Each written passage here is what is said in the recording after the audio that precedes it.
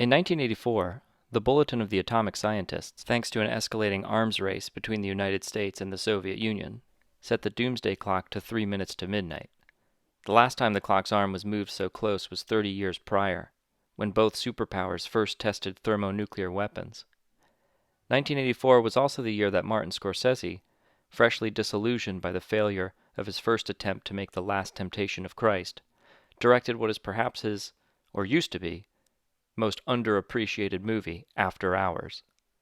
That clocks feature prominently in After Hours is probably a coincidence. It is, after all, a movie about a guy who stays up too late on a work night.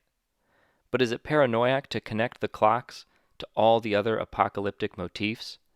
Empty streets, Mad Max-esque vigilante gangs, references to burned flesh, a reoccurring sculpture that looks like a Pompeii victim? If After Hours isn't explicitly about the end, it certainly feels like an end of the world, the counterculture of movies of Scorsese's own career. A little footnote not to be included in the total word count. It was fortunately not the case that it was the end of Scorsese's career. Before the decade was out, he'd get to The Last Temptation of Christ, which was his passion project and a legitimate masterpiece.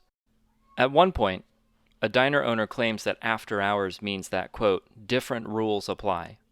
And yeah, sure, he's talking about free coffee, but he could just as easily be talking about the film itself. A movie that, even though it lacks the passion and scope of Scorsese's more beloved works, really sticks with you long after its own clock stops ticking.